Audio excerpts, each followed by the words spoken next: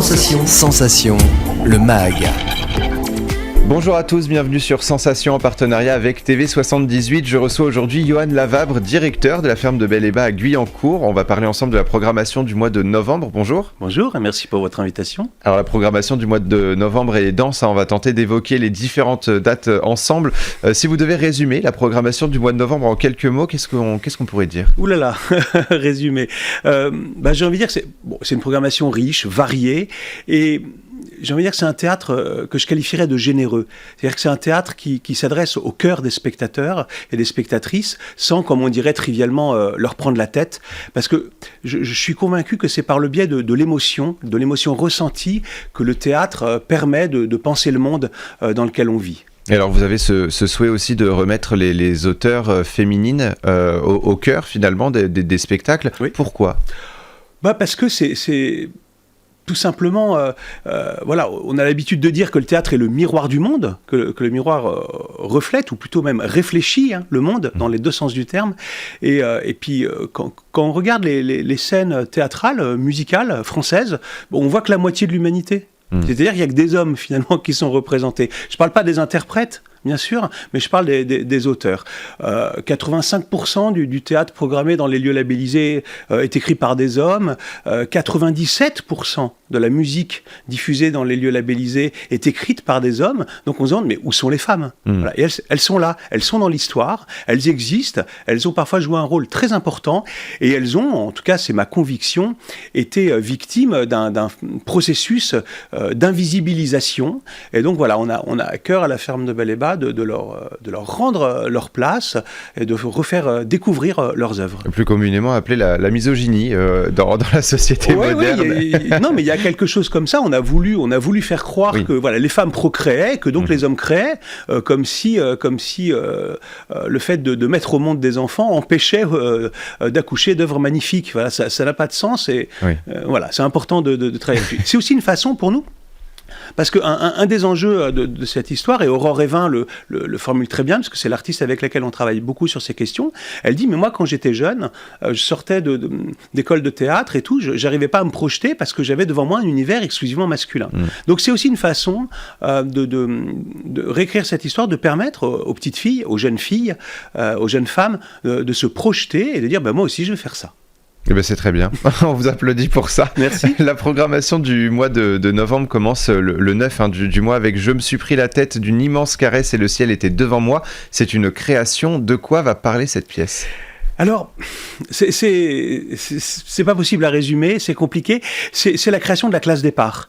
Donc la classe départ, c'est un grand projet initié à Guyancourt par la sauvegarde des Yvelines, en partenariat avec la compagnie Nkaoda et la ferme de Bel-et-Bas, et puis beaucoup d'autres partenaires, parmi lesquels la mission locale, beaucoup d'artistes, chorégraphes, chanteurs. Et le projet consiste à travailler avec un groupe d'une dizaine de jeunes qui ont entre 16 et 25 ans et qui sont en situation de décrochage scolaire ou de rupture sociale.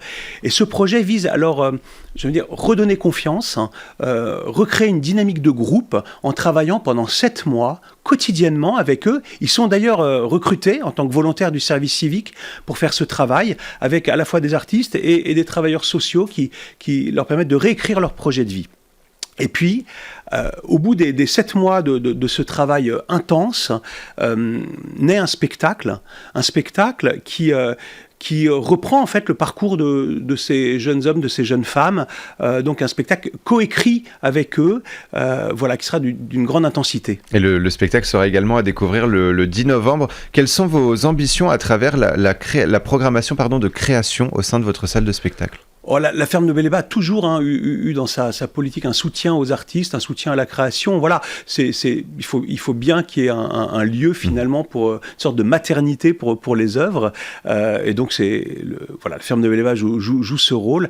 Et et là, avec des projets comme la classe départ, c'est aussi une manière de faire une culture autrement. C'est une façon de donner corps au droit culturel, donc en permettant à ces jeunes aussi de s'exprimer, de nous livrer qui ils sont, et c'est important. Et alors le 13 novembre, vous proposez 4 spectacles de cirque. Que pourront découvrir les spectateurs lors de cette soirée? Ah oui, alors c'est la nuit du cirque, effectivement, qui est une nuit nationale. Donc on a été assez gourmand. On accueillera quatre artistes dans 4 univers très très différents. Yanis Dandage, qui est un jeune artiste local, et puis trois artistes féminines. Audrey de Caillon, qui elle est une jongleuse, et puis Fanny Soriano avec un spectacle intitulé Phasme, Fanny Soriano qui explore toujours les liens entre le cirque et la nature, le caractère organique, et puis enfin Laura Terrancle, et ce sera la création de son solo qui s'appelle Le Journal de la femme canon. Alors elle, c'est une artiste qui se consacre à la corde lisse, et à travers ce spectacle, elle vient déconstruire les clichés, les stéréotypes féminins. Et après le cirque, si on s'immergeait dans une reconstitution du procès de Bobigny. Alors en 1972, à Bobigny, une avocate défend une jeune fille accusée d'avoir avorté. Le procès devient rapidement politique et très médiatisé. Les 16 et 17 novembre, vous proposez aux Yvelinois de se plonger en fait dans la reconstitution du procès de Bobigny. Qu'est-ce que pourront découvrir les spectateurs? Alors ce sera à la scène nationale de Saint-Quentin-en-Yvelines, en partenariat avec la ferme de Bel-et-Bas, et c'est un spectacle qui est lauréat de l'appel à projet du groupe des 20 théâtres en Ile-de-France, dont les deux salles font partie. C'est un spectacle effectivement immersif.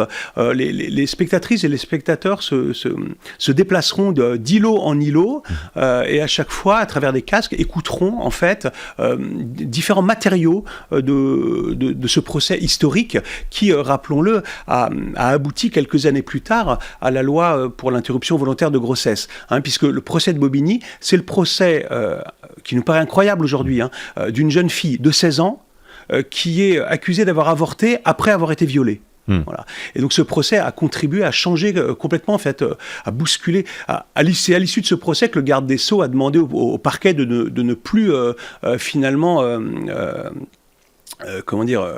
intenter justement de procès pour les avortements. Et puis la loi Simone Veil est arrivée un petit peu plus tard. Et le 20 novembre, Séverine Coulon sera sur la scène de la ferme de Bel-et-Bas avec le spectacle Fille et Soi, dont elle est la co-autrice. De quoi va parler la pièce? Là aussi, il s'agit de bousculer un petit peu de contrer cette injonction qui est faite surtout aux filles, en fait, cette injonction des apparences, quoi. Alors, on connaît bien les dégâts qu'Instagram peuvent faire avec toutes ces photos retravaillées sur les jeunes filles qui veulent ressembler à des modèles impossibles, en fait. Mais ça peut concerner aussi à travers j'ai envie de dire, les dessins animés, la façon, tout ce qu'on raconte finalement aux enfants, toutes ces images dont ils se gavent ou dont on les gave et tout, contribuent aussi à donner des modèles qui font que, je sais pas, par exemple, une petite fille qui serait pas toute mince, est rapidement très très complexée. C'est vrai aussi pour les garçons. Et voilà. Et là, c'est un spectacle pour apprendre aux enfants à s'aimer tels qu'ils sont et à s'accepter tels qu'ils sont. Je crois que c'est très important. Et le 23 novembre, c'est une nouvelle pièce de théâtre qui se jouera sur les planches de votre théâtre avec J'ai rêvé la révolution. On va écouter un court extrait, on en parle juste après.